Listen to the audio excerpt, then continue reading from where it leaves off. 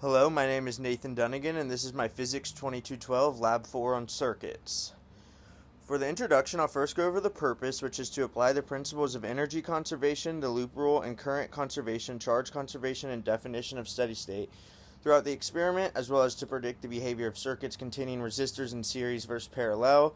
Use multimeters to measure the actual values of conventional current and potential differences in the circuits, and then also examine the behavior of ohmic resistors and capacitors. For a quick preview of results, the measured current is 0.0172 amps. The loop and node rules that were applied in this experiment support the exponential relationship between time and the RC current, and my calculated RC value is 6.07, which is pretty close to the value I got using the graph that I will go over later. Some fundamental physical principles are Kirchhoff's loop rule, which is the equation to the right of delta V round trip equals 0, the node rule, which says that the current in equals the current out, Ohm's law, which highlights the proportion between the amount of current and voltage within a conductor, capacitance, which is the measure and extent to which a charge is stored per unit of voltage, and then the equation that voltage difference across a capacitor is Q over C. Next, I'll go over some physics models, which is one shows circuits in parallel versus circuits in series. You can see the series photo on the left and the parallel series on the right. And then finally, the model of a simple series circuit of two 1.5 volt batteries, two resistors, and two ammeters that I will be using in this experiment is the photo at the bottom. Now some experiment details. I made two assumptions, which is the resistance of the emitter is negligible and the resistance of wire is negligible. And then the system is the closed circuit and the surroundings is everything else. And the two photos to the right are two setups that we used for this experiment.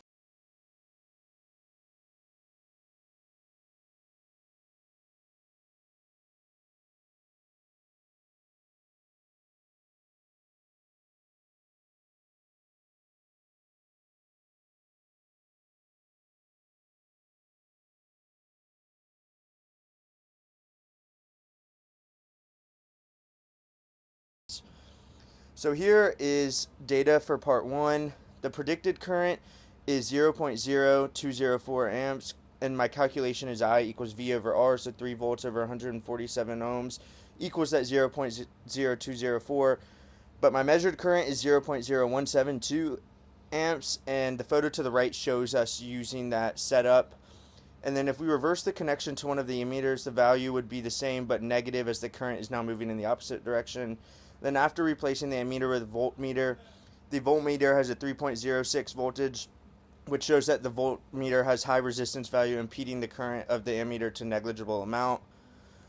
And then finally, after removing the voltmeter and closing the circuit with an additional wire, I was able to find the calculations for volts from each section of the circuit, A to B, all the way through H to A. And after applying the loop rule to the observations, I found that the sum of the electric potential differences is 0 if you were to add up 2.64 plus negative 0.8 plus negative 1.84. And then next, I have the graph that we were able to make, which shows the sum of the graph is 0, and the battery shows voltage gain while voltage loss occurs at the resistor. And some final observations are that the voltmeter, which has very high resistance, has little current flowing through it, so it leaves the current reading unaltered. An ammeter connected parallel with a 100 ohm resistor causes the current to go through the ammeter, bypassing the resistor, and this creates current of 3 volts over 0.47 ohms to equal 0.06 amps.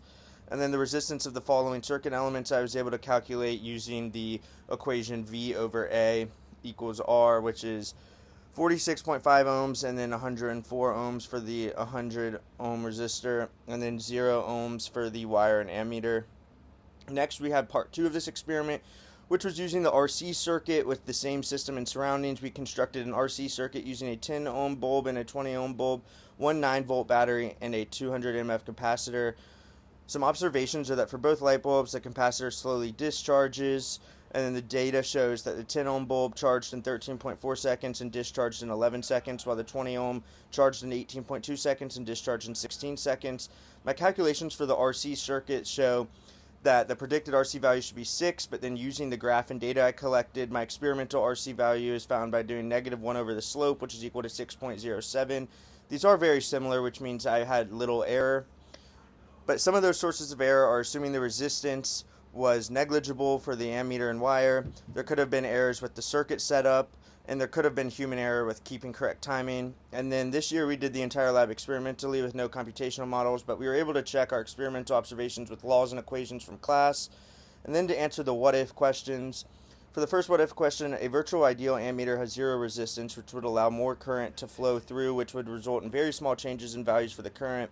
Then to answer the second question, an ideal battery would result in an instant charge and would lead to a quicker measured time, but this experiment had a slower time due to internal resistance.